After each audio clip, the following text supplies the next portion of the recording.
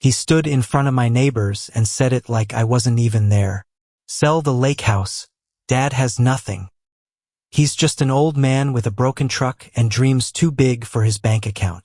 He smiled, like he was saving me, like he was doing me a favor by erasing 30 years of my life in one sentence. But he didn't know. He never knew. Because fathers don't announce every brick they lay. They don't post receipts for the nights they stayed awake fixing the roof so their kids could have a place to come back to. They just build, quietly, patiently, until the world forgets it was them. My name is William. I'm 62, and that lake house, the one Marcus called a burden, was the last place I held my wife before she left. Before the cancer one. Before the silence became too heavy. She taught our son to fish on that dock. She showed him how to be patient, how to wait, how to respect something bigger than yourself. And Marcus, the boy I raised with those same hands, he forgot all of it. Not because he's cruel. Not really. But because he married into a world where worth is measured in what you can sell, not in what you refuse to lose. He came with papers. Neat papers. Numbers in black ink. Dad, he said, sitting at my kitchen table, the table where his mother taught him to read. You're not well enough to maintain this. Let me sell it. I'll manage the money. And he looked at me like I was a child. Like my rough hands, the hands that built the bookshelves in his bedroom, the hands that fixed the dock 3 times after storms, the hands that held him when he had nightmares, meant nothing. Like I was the problem. And he was the solution. I told him no. Just one word. Quiet. Firm. And his face changed. Not with sadness. With shock. Because in his world, an old man with nothing isn't supposed to have a voice.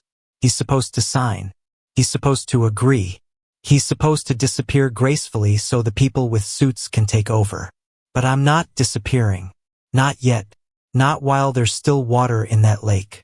Not while there's still a name on a deed that says I was here. That I built something. That I stayed. So I took him there. Not to argue. Not to prove anything. Just to remind him.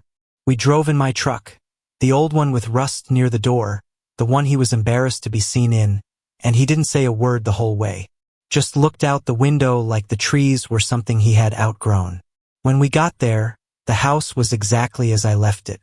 The same porch creak. The same view that made my wife say it was the most beautiful place in the world. And I walked him to the dock. The same dock. The same water.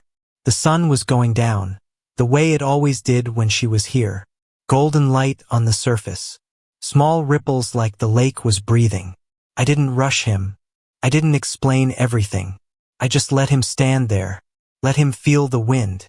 Let him remember, if only for a second, what it meant to belong somewhere. Then I pulled out one piece of paper. Not a file. Not a contract. Just the deed. William Thomas Miller. Owner. Since 1998. And I handed it to him. Not with anger. Not with pride. Just with the truth that doesn't need to shout. His hands shook when he read it. Once. Twice. And then he looked up. And for the first time in years, he saw me. Not the old truck. Not the rough hands. Not the burden. Just the father who never left. Just the man who kept everything worth keeping, even when nobody thought there was anything left to keep. We didn't talk on the drive back. Not really. He just held the paper in his lap like it was something fragile. Like it might disappear if he looked away. And when I dropped him off, when I watched him walk back to his car, he turned around once. Just once. And he nodded. Not a big nod. Not a dramatic one. Just a small, quiet nod. The kind a son makes when he finally sees his father. Not for what he's lost, but for what he's never stopped being.